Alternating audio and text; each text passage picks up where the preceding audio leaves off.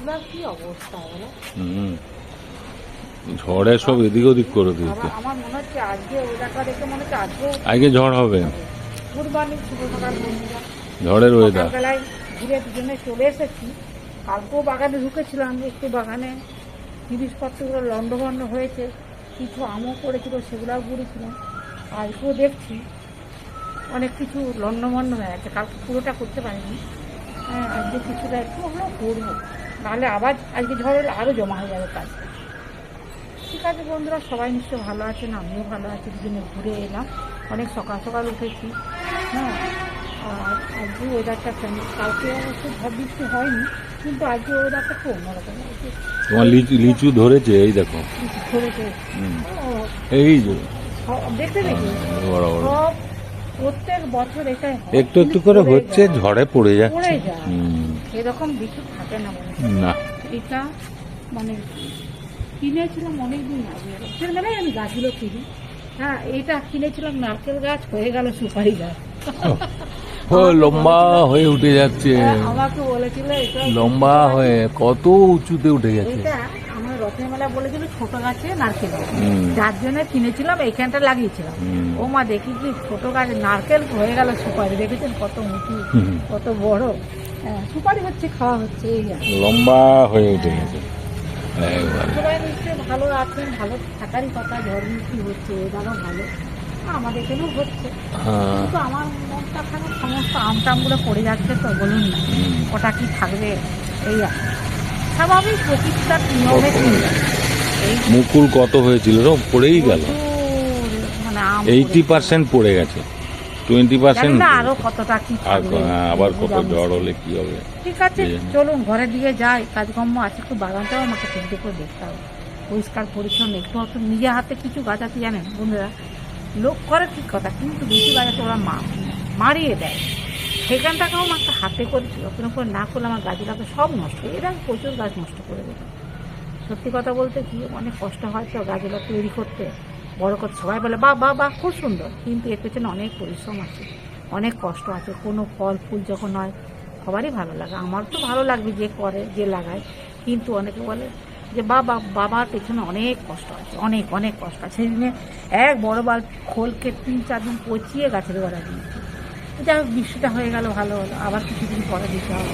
গাছের যত্ন না করলে, যে কোনো গাছের ফল বলুন ফুল বলুন, যত্ন করতে হবে, তাতে আপনি সফল হবেন। ঠিক আছে, চলুন আর বেশি কথা বলবো না। আমারও কাজের টিফিন নিয়েছি, আর খাবার টিফিন বাইরে থেকে নিয়ে চলে এসেছি, গরম গরম দুজনে কর্তাকে নিয়ে খাবো। চলুন আর বেশি কথা বলবো না, একটু বাগানে কাজ করবো, তারপরে বাড়ি চলে যাবো, ভিতরে ঢুকে পড়বো। কতগুলো ঝুমকো জবা হয়েছে দেখুন, পরপর লাইন দিয়ে হয়েছে, অনেকগুলো হয়েছে। ওই দেখুন কি সুন্দর ঝুলছে, পুরো লাইন দিয়ে হয়েছে। হ্যাঁ, প্রচুর হয়েছে। হলুদ ফুলগুলো দেখুন কত বড় বড় হয়ে ফুটেছে।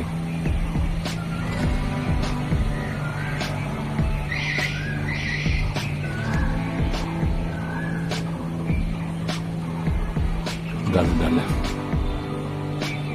ওই দেখুন,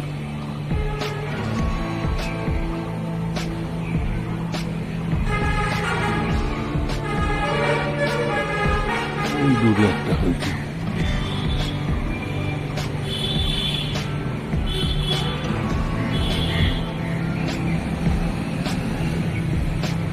আজকে স্পেশাল কাতলা পাতলা ঝোল।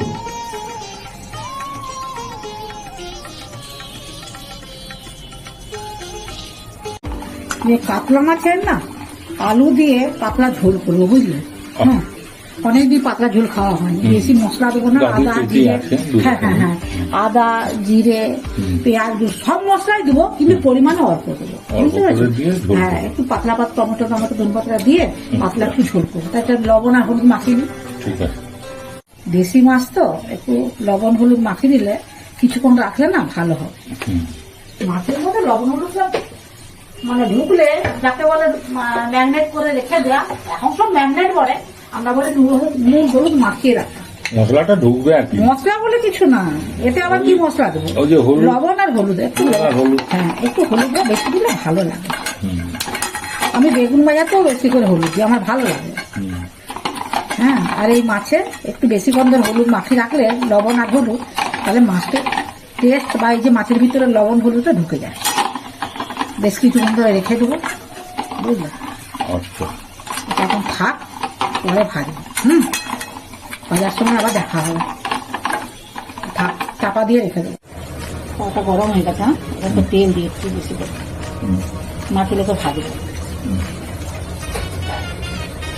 তেলটা গরম না,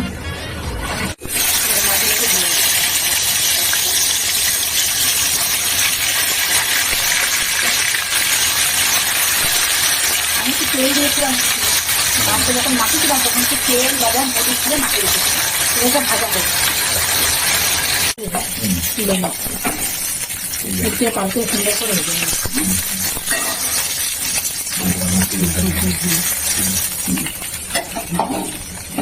আচ্ছা, এতে আদা, রসুন, পেঁয়াজ, কাঁচা লঙ্কা সব শিলনোড়ায় বেটেছি কিন্তু। হ্যাঁ, এবার একটা শুকনো লঙ্কা দেবো, আর তেজপাতা দেবো, 5 ফোড়ন দেবো,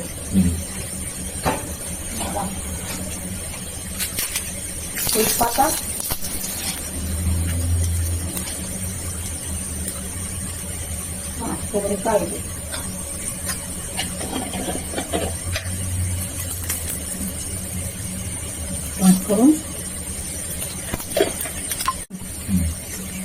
মশলাটাকে না কষিয়ে নেবো আগে।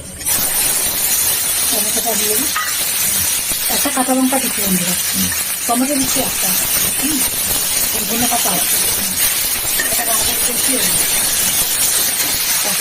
দিই,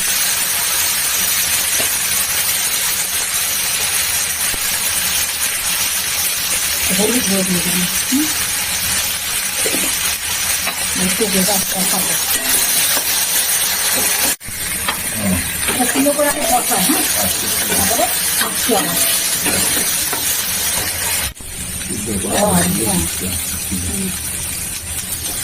তারপরে করতে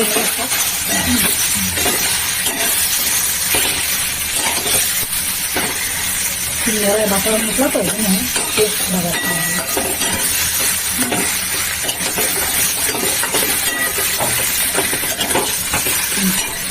এবারে জল দিয়ে দিচ্ছি।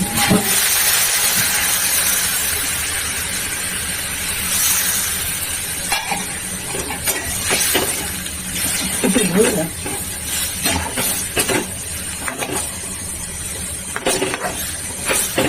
একটু কাশ্মীরি লঙ্কা দিয়ে দিই।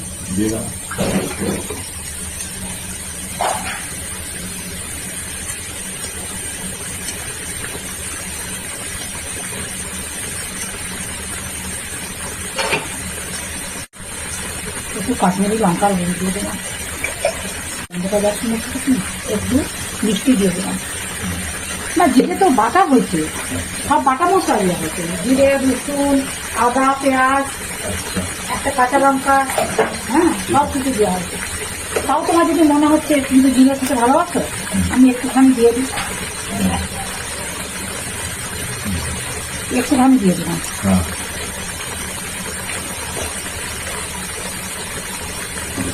লঙ্কা কিন্তু কাঁচা লঙ্কা দিয়েছি, শুকনো লঙ্কা একটু দেবো। এটা কিন্তু কষানো হবে, যেহেতু সিদ্ধ করা আলু তো, আর একটু জল কিনা অল্প করে দেবো।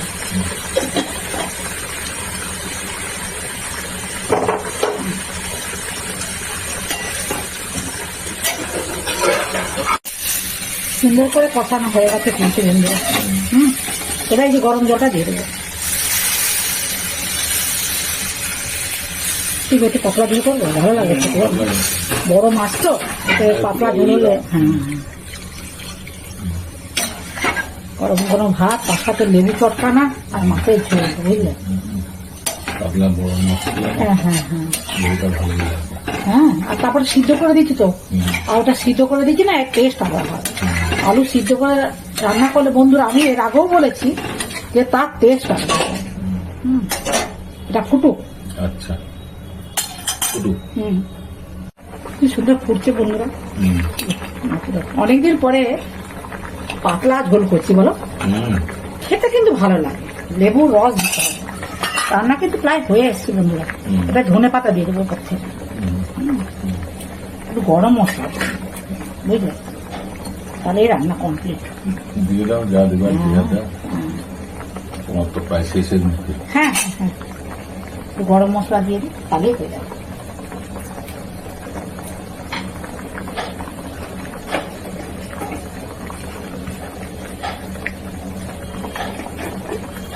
লবণটা টেস্ট করে দেখতে হবে। গরম মশলা দিয়ে দিন। গরম মশলা আমার একদম ভালো লাগে না।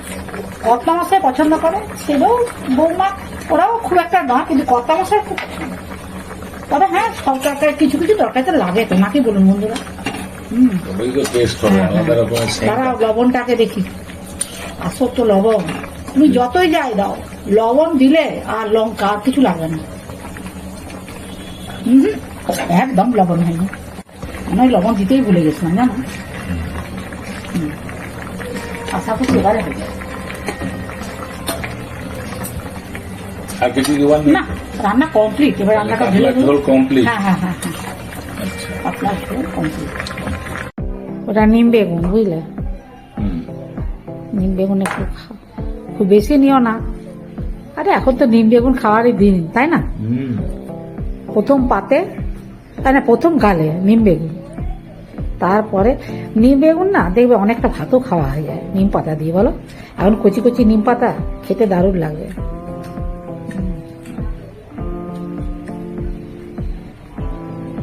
তারপর সজনে শাক। সজনে শাকগুলো এত সুন্দর, সবে কুচি কুচি পাতা হয়েছে, বেশি করে রসুন দিয়েছে, বুঝলে। এখন টেস্ট কেমন হয়েছে ওটাকে তো। হ্যাঁ, তুমি তো সজনে শাক খেতে ভালোবাসো না, আমিও ভালোবাসি। এই যে গরমের দিন আসে না, সজনে শাক ভাজা, পান্তা ভাত, আলু মাখা, ও তবে ভাতটা টকটক হওয়া যায়।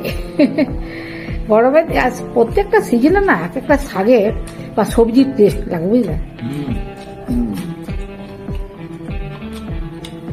আলাদা টেস্ট। হ্যাঁ,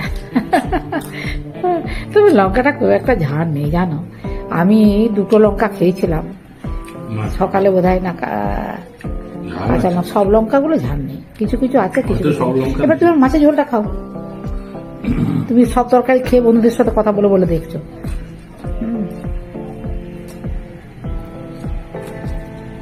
পাকা তেঁতুলের চাটনি করেছে, ও মানে জিভ দিয়ে জল চলে আসছে।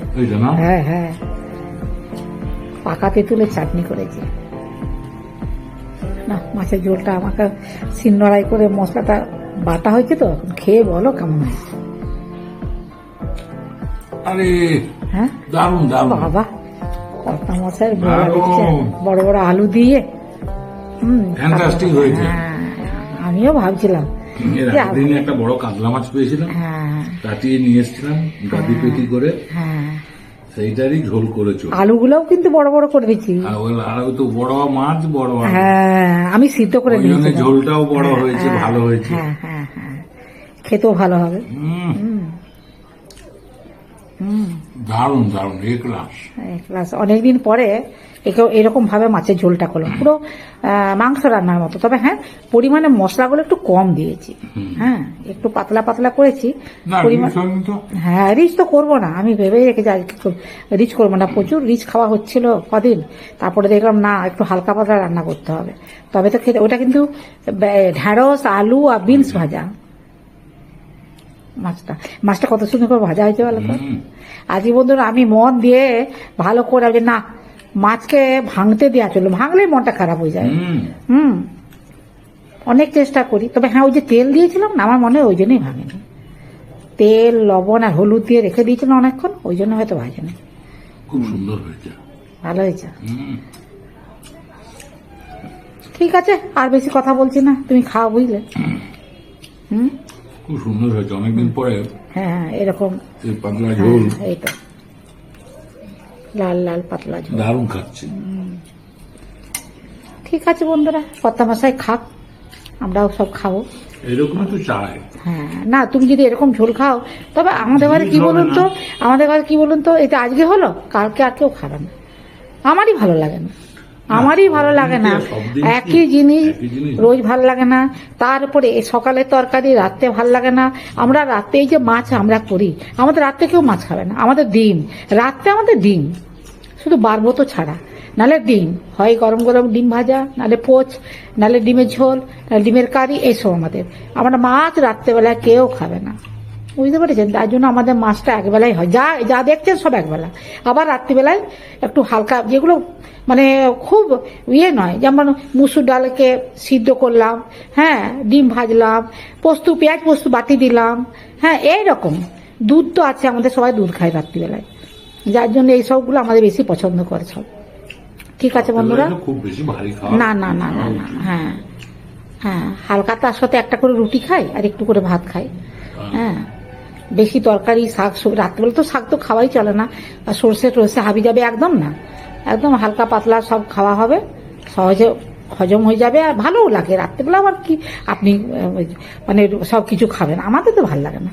ঠিক আছে বন্ধুরা, অনেক কথা বললাম, প্রথম থেকে শেষ পর্যন্ত ভিডিওটা দেখবেন, ভালো লাগলে লাইক কমেন্টস করবেন, আমার পাশে থাকবেন, সবাই ভালো থাকবেন, সুস্থ থাকবেন, আর যারা নতুন বন্ধু তারা একটা করে সাবস্ক্রাইব করবেন।